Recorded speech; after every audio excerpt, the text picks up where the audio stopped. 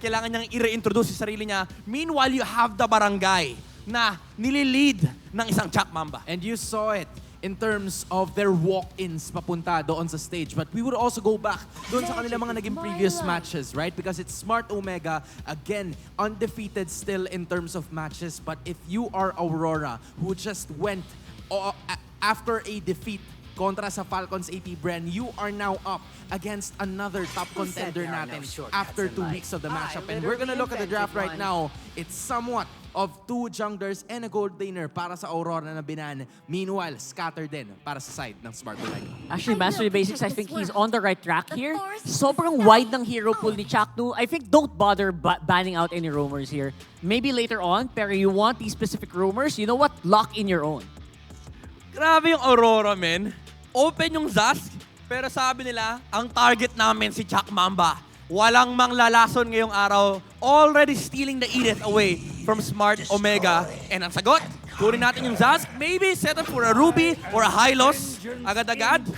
But instead, they go for the Moskov. So maybe the right choice for Aurora would be to get that Hylos para at least hindi mo problemahin yung hero pool ni Chaknu. But also, you can get the heavily favored Julian para kay Demon Kite. Yeah, I mean, it is a possibility for them kasi ang idea siguro ng Aurora here is to have a better matchup than Chuck Mamba in terms of the roam position. You're right, Rockhard, di ba? Hindi mo na kailangan mag-ban kasi at some point may magagamit at magagamit itong si Chuck Mamba kontra sa side ng Aurora. So this was a really good sign from MTB. Yeah, and actually, I was thinking about yung tama nga, yung Hylos. I think Midnight's on point here. And maybe add on that Faramis, but you know what, sabi nila, we don't want to copy any plays. We're going to make our own play. Yue, exceptional sa Valentina. Nag-debut siya with that hero. Yep. He's going to maximize that. Ang ganda nung ginagawa ng Aurora actually. Comfort plus denying yung picks coming out from Smart Omega. We've seen Andoryu utilize the Nolan. Pero sabi ni Chaknu, Rene J, kung nakapag-johead ka na, ako naman.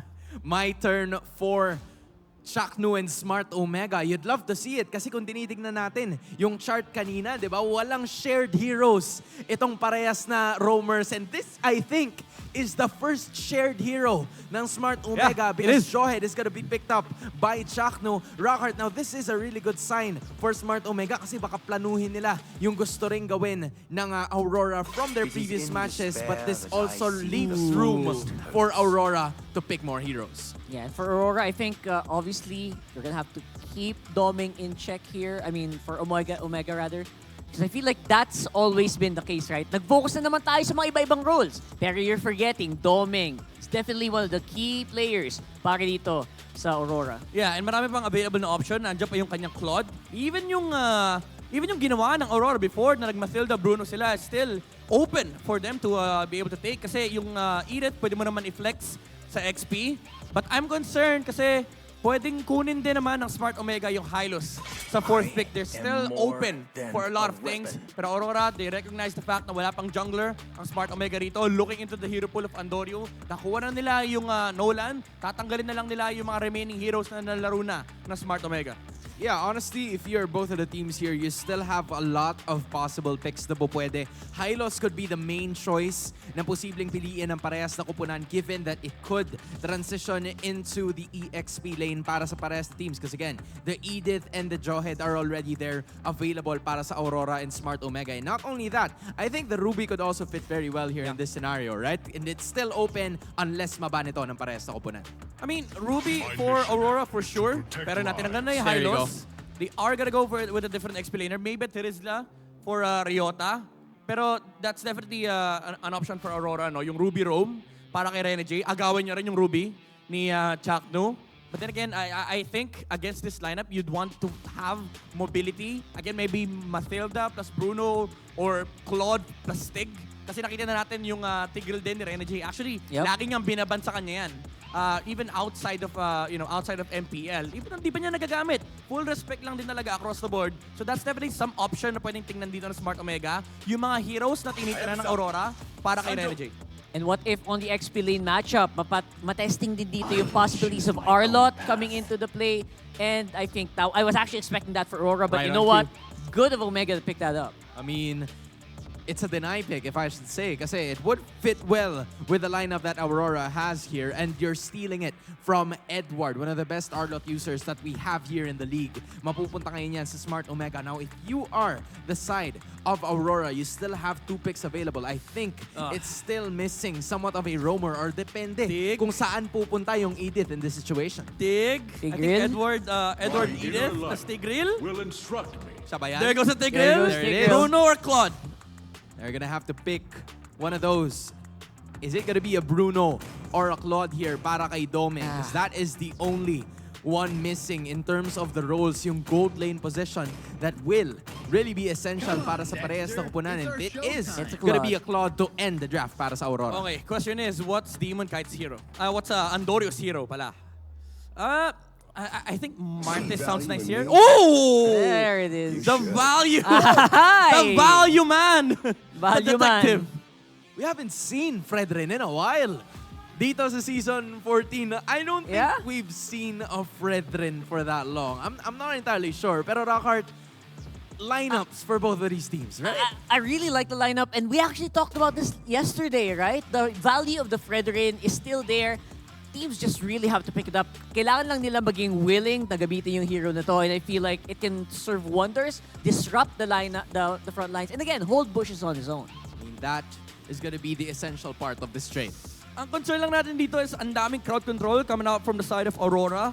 Yan yung isa sa mga nakaka-bad trip kapag ikaw ay nag-Fredrin. Yep. But the thing is, it's also hard for Aurora to fully commit against Omega's lineup, knowing na meron silang Zas dito. It's very hard to enter the actual zone or the barangay of Smart Omega. I mean, it is going to be difficult for both of these teams para mag-initiate. Pero para kay Rene J at kay Chakno, unahan lang sila. Ito na yung laban ng set na hinihintay Set nila battle. weeks ago. And I guess we are about to figure it out in terms of matchups na hinihintay natin. And another major thing that you have to take note of is Domeng versus Jome. The Moskov versus the Claude. Yeah, I mean, generally, Moscovs do win out that lane. Pero kapag umabot na ng late game, medyo nagbabago yung itsura nung game na yan. Kasi parehas sila may split push capability. But it's just that, again, kapag yung terms ay napunta sa Claude, napaka-superior talaga ng team fight because of the Blazing Duet. And I hope Aurora is ready for the chaos. You know that Smart Omega is gonna bring it. So just weather the storm. Hope for the late game. Yeah, honestly, kung sisilipin din kasi natin, there are some of those picks na pinili ni Coach Lembot and then Coach Snap for almost the entirety of the 2 weeks, right? We've seen what? A Hanzo. We've seen other heroes that don't usually get picked, pero ngayon, they're gonna be installing another one into the barangay. They're gonna be relocating another hero to the barangay, and that is gonna be a Fredrin na hindi madalas na pick up. Yeah, usually people don't really pick Fredrin into Nolan kasi napakabilis mag-farm ng Nolan. Pero the thing about this game is that Andorio has a lot of help with the Jawhead leashes. Nakita natin even from Blacklist International in the previous series na yung double leash tactic ay full super nga, diba? effective. Kaya feeling ko magiging magandang start ni Andorio. It's about time. It's Smart Omega versus Aurora. Casters, it's go time. Simulan na natin ang bakbakan para sa ating star Welcome match to ng Mobile week Legends. number 2, Smart Omega versus Aurora. Kaabang-abang kung paano nga ba talaga ang magiging palitan nitong ating dalawang teams. So sa mga nag-watch party, sa mga streamers natin dyan, eto na to. Ito na yan. Bakbakan na akong bakbakan. Again, naging mainit ang usapin mula kay Cap Mamba at dito kay The Hitman. And yan ang ating aabangan ngayon kasi, again, pang-8 unique hero na ito ni Chaka. Diba, itong Jawhead na to, remember, ito yung maganda sa identity na pinapamalas ngayon ni Chakno. Kahit ano, versatility ang ibibigay ng Smart Omega. Oh, parang unpredictable din kung ano yung mga gagamitin niyang hero. So pagdating sa draft, parang hindi mo malalaman kung ano nga ba talaga yung ibibigay sa kanya dito ng kanyang mga coaches. So ano man muna ngayon restricted na sabihin na nating areas muna ang pinupuntahan ng mga players at Sacred Hammer na nga doon. Pero pagpapasok Green Herbers talaga para dito kay Edward na nakikita na nga natin na talagang nagbubugbugan agad. Kamunti ka na rin si Andorio nung moment na yon. Okay, buhay pa rin si lumalapit pa si Andorio at Ngayon lang actually natin nakita na may labanan muli gamit itong isang Fredrin laban sa isang assassin. Kasi right after ng mga patches, right after ng mga changes, may nagkakaroon na ng discussion Gagana pa ba ang mga tank jungle, di ba? Oh, pero parang may moment yata na nagamit siya recently sa isang international tournament. Pero depende siguro kung paano mag-execution dito ng Omega. Siguro safe to say na majority ng kanilang damage ay manggagaling kay Jom, probably kay Okir na din. At eto na, final slash, nagkakapalitan na naman agad. Hindi na makakatakas pa. Okay with a kill. Tinanang at tutuloy pa. Hagis! Napakaganda namang ejector doon. At mapatay pa nga si Demon Kite. Napakalinis ng ginagawa ngayon ng Smart Omega. Sisili pa si Edward, magbabakasakali. Pero nandun yung skills mula dito kay Andorio at ang buong kupunan ng Smart Omega. Nararamdaman nila yung momentum ay naroon. Remember, wala pa pong talo. Wala pang talo ang Smart Omega at sila ang nasa top seed. Gaano na ba katagal ang mga seasons na nakita natin ang Smart Omega na nasa gantong sitwasyon, di ba? Parang kaya nga sila tinawag din na lason nga pala. Kasi parang hindi ina-expect ng lahat dun, na pagdating dun sa padulo, biglang dun gumagana yung lineup nila. So sabi siguro nila ngayon, ibahin na natin ang sitwasyon ngayong season. Oh, actually vocal naman si Chuck, no, si Captain Chuck na sinasabi niya na babaguhin namin yung mga nakasanayan, yung mga late game na Omega, yung mga tawag dito Omega timers. Nandyan pa rin yan, pero mas gusto namin na kami yung nakakalamang sa unahan. Kagaya nito, si Job, available na rin yung kanyang corrosion site. Papasok si Andorio, nandun yung Hagis. Naku po, aabutan ata dito itong si Chuck Mamba. Nabaliktad pa nga. Si Chakdo pa nga nakuha dito ng Aurora. At ang magandang nangyayari dito ngayon is for Aurora, hindi rin sila bumabalik na hindi sila magkakaroon ng trade. So nakita natin ginamit ang Appraiser's Trap at nagkaroon ng IMU kay Yue doon sa Dominator's Crescent. Kaso nga si Andorio napakakunat. Napilitan mag-flicker out. Ala, dalawa na doon yung spawn. Pero si Andorio kamuntikan na. Nakaligtas pa rin. Napakaganda nung crucial na Dominator's Descent mula dito kay Okir na ibawi din naman. Actually, kaya nalito tayo kasi si Yue, kinuha niya rin yung Dominator's Descent. So, dalawa yung nakalapag doon sa nangyari na yon. 2-2 ang ating score. 4-minute mark para sa laban na ito. Dikit pa rin. Tingnan mo, isa-isang daan lang yung lamang ng Aurora tsaka ng Omega. Balikan lang. Feeling ko palitan lang talaga yan Depende na kung sinong una makakapag-clear na minion wave. At nakamaganda, binanggit mo dito na parang dalawa yung naging spawn natin kanina. So, delikado yun mamaya. Pagka nagkalituhan, ay spawn pala yun ni Yue. Ay spawn pala yun ni Okir. Oo nga. Tsaka minsan nakakalito talaga pag sa teamfight, no? Hindi mo alam kung sino unahin, yung mga heroes ba o uunahin mong tunawin kagad yung Dominator's Descent. Kasi minsan parang hindi mo napapansinin yan pero hindi mo namamalayan na masakit pala di ba? Oo, sobrang sakit na hindi mo na mapigilan na umalis doon Renegade. sa pwesto na yun. Final slash na naman, hindi mo kahit makukuha nila. Ay! Habang nangyari yun, itutuloy pa. Meron vengeance kay Ryota. Tayo makaka-atras ngayon. Ang ilan sa mga players ng Aurora. Meron pa pang zone up doon. Meron naman na ejector na kuha pa. Si Renegade. Binalibag ng binalibag itong si Rene J. Kanina sakto sana yung kanyang implosion kaya lang nasibat siya ni Jom. Hindi tumama yung implosion na sana'y plano niyang makuha. But then again, Smart Omega, na pag-uusapan natin 100-200 lang ngayon, 1,000 na kasama pa yung Torre sa itaas. Oh, napakaganda dahil nabigyan nila ng space nung moment na yun. Si Joma, tsaka parang very consistent pala sila pumupunta dito sa purple buff ni Demon. Kahit parang ito muna yung unang objective nila. Marereset doon yung purple buff. Mauna na buhay dito si Andorio at hahabuli pa nga. Demon kahit may bawi na naman. Ginamit na yung placing doon pero medyo kulang pa doon sa damage yung hero ni Domeng. Okay, so ngayon ay nakabawi din naman ng Aurora sa naging team fight na yon. Again, Andorio, kumbaga kung iisipin mo, hindi naman si Andorio ang pinakakailangan target dito, kundi si Jom. At sinisimulan na nga ng Rora. Sabi dito ni The Hitman, sige, kailangan mo ng tulong ko, sige, unahin natin at kailangan natin puruhan itong si Jom. Kaya lang ang problema, napapabayaan din si Atoy. Remember, may damage din yan. May damage din po ang isang Arlot. Tsaka lagi din siya sumasama sa teamfight. Pero kanina nung pinakita yung mga items natin, lamang pala si Demon kahit laban dito kay Andorio pagdating sa gold. So masasabi natin na nauna din talaga doon sa mga pagkuha. Nagkapitiran, nagkatalagiriran, nakamag-figure out si Yue. Napakaganda pagpasok doon ng kanyang spear hammer. And for that, Andorio with a kill. Uy! Si Andorio kamuntika na naman. At hindi na nila itutuloy yung lawan. Napaka-intense tong pwestong yun. Buhay-buhay. Hikang pa nga tumama yung appraisal shot pero na-force naman yung mga flicker. Walang mga flickers dito ang Aurora dahil doon sa naging team fight na yon. Again, may mga napo-force na spells and yun yung kagustuhan ng Smart Omega, no? And ang maganda naman para sa lineup dito ng Smart Omega, ang daming crowd control kasi ng Rora. So nirespeto nila, dalawang Purify ang kanilang binigay dito, si Jome at si Ukir. And remember na, wala pang death itong si Jome. And sinasabi ko nga kanina na kailangan ito yung puruhan nila. Tingnan mo, hindi na nila namalaya, nag-change na rin, nag-switch na rin ng possession dito or ng lane dito at successfully matatake down yung Torres sa ibaba. Tsaka parang gumagawa ng ibang play ngayon ng Omega, yung sinasabi nating Spear Hammer. Parang sinispear nila yung Sacred Hammer ni Ren J anytime. So turtle ngayon, kanina mapupunta kay Andorio pa rin at nagkatalunan na ang mga players natin ngayon. Ginamit na naman dito ni Edward, killing spree na para sa kanya, si Ryota, kamunti ka na. Double kill para dito kay Edward and Yue with the kill. May bawi ngayon ang Aurora. Saktong-sakto yung implosion na naibitaw ni Rene J. Kanina pa kasi siya tinutulak at binabato-bato. So sabi ni Rene J, ito na ang pagkakataon ko, sumakto na. At nakahuli siya ng dalawa ngayon. Itutuloy na kagad si Domeng.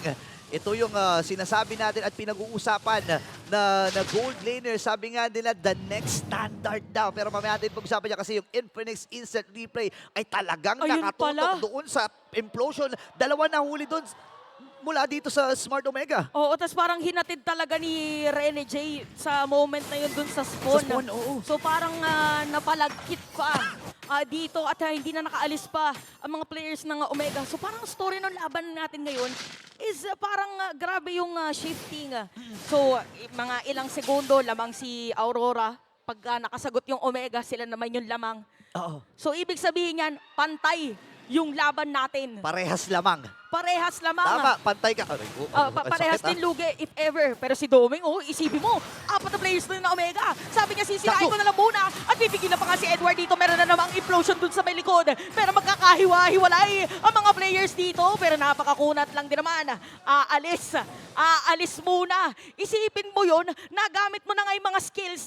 Pero alam nila yung salitang disiplina. Disiplina lang talaga. Again, isa yan sa mga Infinix keys to victory na magkabilang kuponan na to. Yung vision at ang possession na nakikita natin ngayon ay pinapamalas ng Rora at Smart Omega.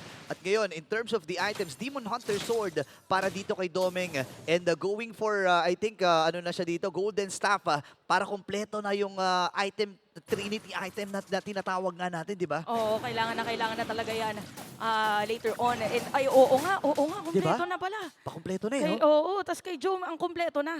So kung almost na para kay Domeng, kay Jome dito, nandun na yung wala mga kasi, items na kailangan niya. hindi kasi nagsapato si Jome no? Nakayapak lang. Oo. Nakayapak lang itong si Jome. Hindi pa Kasi inaaya eh. hindi mo naman kasi kailangan bumili ng sapato, sabi ni Jome. Unang-una, may Spear of Destruction ako. Any moment, pwede akong sumama doon sa mga team fight na gagawin. And maganda ito kasi again, nakapondo na kagad. Available na rin naman para dito kay Domeng.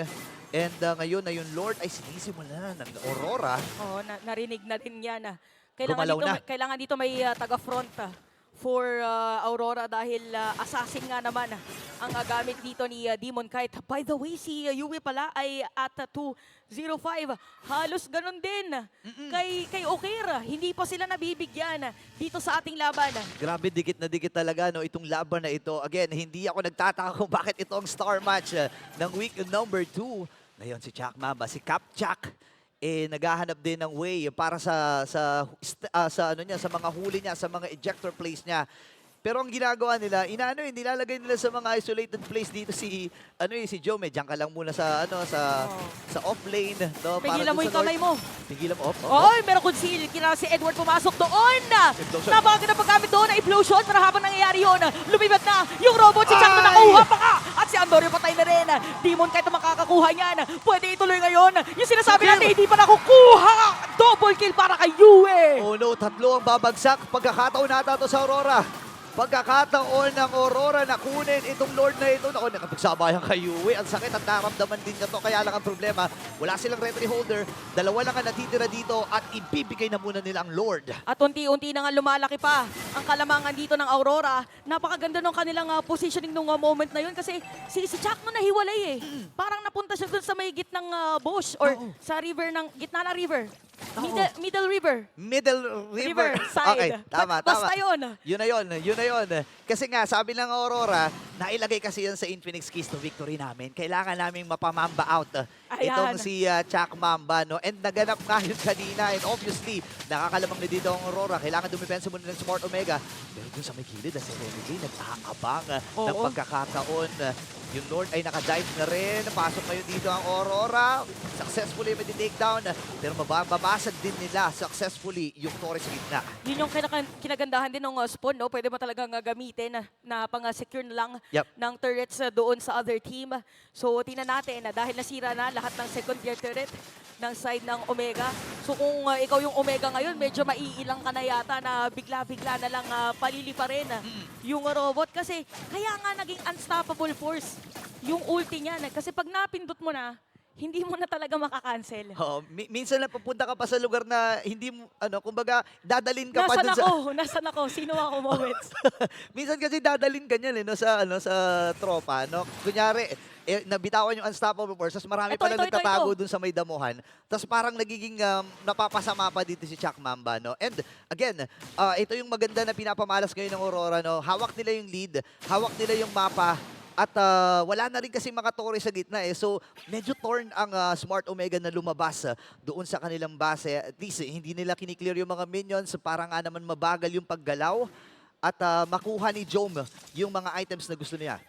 Tingnan natin kasi parang binagalan naman ngayon ng Aurora yung kanilang ikot. Merong Conceal, conceal. conceal. Merong mga nagtatago dito mga players ng Omega. Oh. Pero nakita dito ng Aurora. Sila naman, sila parang naman. ito na naman yata yung implosion play na sinasabi natin kay Renny J. Inihatid sa mga kakampi. Unstoppable na nga dito ang side ng Aurora. At pag sinabi, ano nga ba talaga? Anong klaseng man na ba ngayon si Renny J? Parang magpakailanman yata.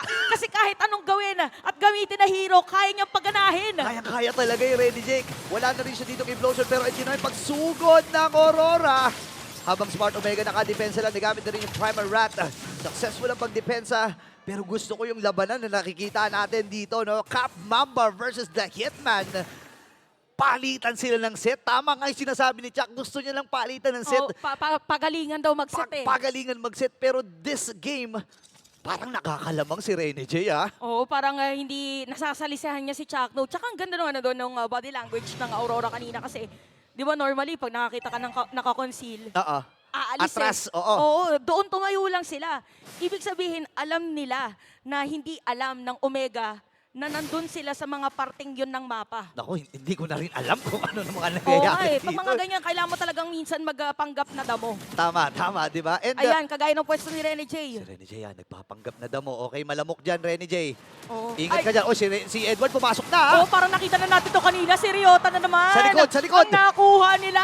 At nagmalatrip to Jerusalem si Renny J para ma-zone out si Andorio doon sa moment na yun. Oh, no. At yung Lord tinutuloy pa rin. Spear. of Destruction may dadating ba? Si Jom. Big J is here. Pero naabangan na yung mga players dito. Ay. Big J is down. Sa kamay din ng Demon Kite. Shutdown kay Yue. Pero yun nga lang, makukuha pa rin ng Aurora dito yung Lord. Okay, 15 seconds para kay Atoy R. Yung Lord ay mabubuhay pa naman 15 minutes and 14 seconds. Mahaba-habang window pa ito. Aabot si Atoy R, aabot si Jome. At ngayon, kompletos recados na. Itong si Doming na hindi pa rin namamatay hanggang ngayon. Oo nga, no? Tsaka yung mga ano kasi dito eh. Kung ganun kalawak din yung nasasakop ng implosion ni Renny J, nagiging mas madali para dito sa kanilang side. Or lalo na kay Doming na gumamit ng Blazing Duet. So, even si Jome, si Big J, parang hindi pa na natin nakikita yung mga implosive na pwede niyang gawin against Aurora. Oh, kailangan nila kumapit. Hindi available yung Purify dito ni Jome. Any moment, pwede siyang target din dito ng Rora.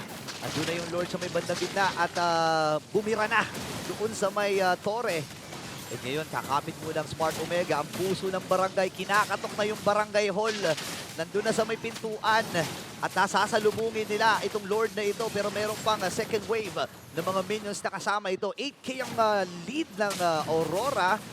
Si Doming, nagpaparamdam na rin. Masakit na yung mga hits niya. Oo nga eh. Tsaka ano dito, parang kung ikaw naman yung Omega, parang abangan mo, sino ba magsiset up play? Si Edward o si Rene J?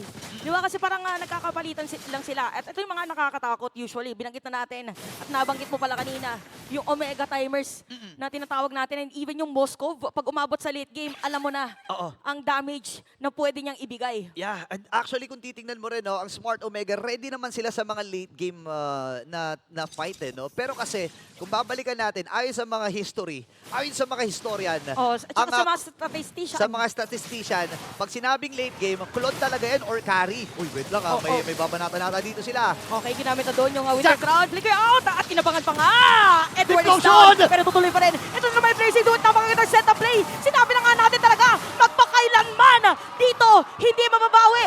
Ang kagalian ni Rene sa magkakata. Pero nga si Jome, maniac na nga para dito kay Demon Kite. Smiling Demon, ladies and gentlemen, ubos ang Smart Omega at narito na nakasilip sila sa barangay at kakatok na nga silang literal. Wala na nga rin dedepensa para dito sa side ng barangay at kinakatok na tao po, andito na ang Aurora! Game number 1. Palitan ng mga setup. Pero ang Hitman ang nanaig. Kakaiba ang ipinakita dito ni Rene J. Explosive na implosion. Explosive na implosion at for sure, amaze na amaze ang lahat ng narito ngayon sa MPL Arena at lahat ng mga audience na nanonood ngayon online.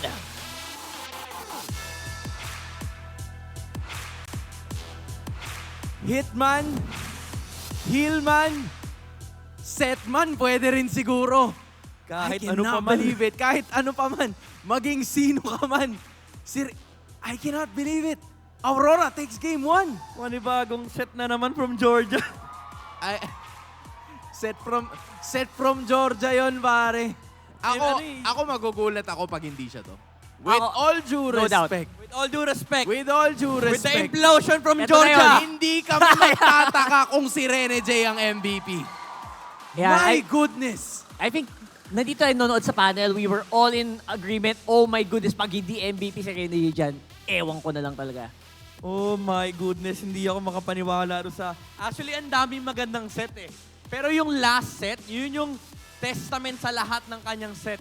Yung alam niya saan siya manggagaling, he came from the left, meron siyang angle, he came from the right. Kahit anong position, makakahanap siya ng set. I cannot believe it.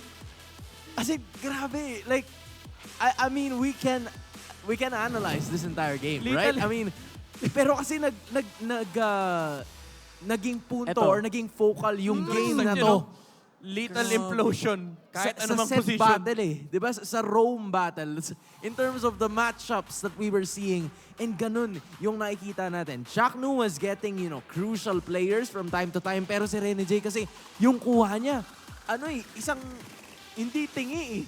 Di ba? Like buuan talaga and Oo. those were the crucial moments that paid it off para sa Aurora. And I think you have to look at how Rene J attacks the game, di ba? Hindi siya yung tank na, no, harap lang ako, dun lang kayo sa likod ko. No. If you'll notice actually later on, you will see him in really odd angles that are very unexpected. Lalo kung ikaw yung Omega. If you're in the crosshairs or the screens of Omega, it's definitely gonna be a different story. Magulat ka na lang talaga. Just this yung last fight lang. Well, ito yung malupit na set. Pero yung fight before this, dinikitan lang siya ni Andoryu, inultihan niya kagad. Alam niya yung targets niya, alam niya yung mga angles niya. In this specific team fight, nag-conceal siya to the left, yung kakampi niya to the right, pero sabi ni Rene J, to the left, to the left.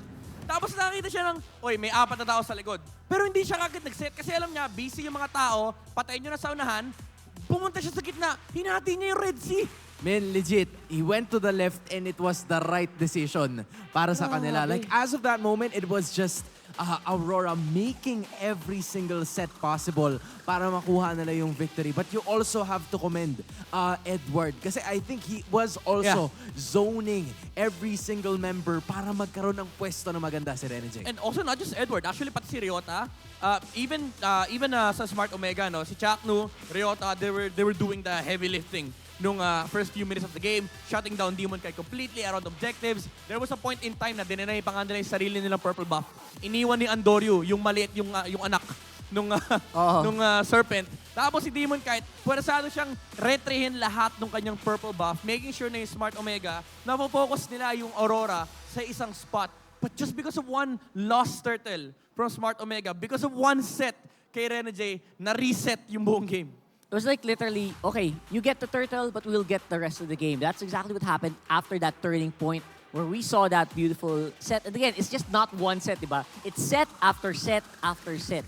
So I feel like also you have to commend the rest of the team for being able to actually follow up after everything, right? Oh, nabad trip si Edward eh. Sabi niya, kanina pa set ng Arlot eh. Ako nga din. Jay, sama nga tayo, Bataan Boys. Kailangan magsama yung Bataan Boys para Oh, makakuha ng maganda. nag-bonding sila eh. Right, Earth Shatter, Onward, you name it from Edward, 67% in terms of like the kill participation and also the positioning, right? Coming in from the gold laners, bibihira nating makita sa laban si Jome and si Doming during the first early moments. Pero nung mga crucial na talaga, nung kuhaan na ng mga major objectives, we've seen them. Pero doon nga magpe-pay yung damage, di ba? 35 to 32k para kay Doming and para kay Jome.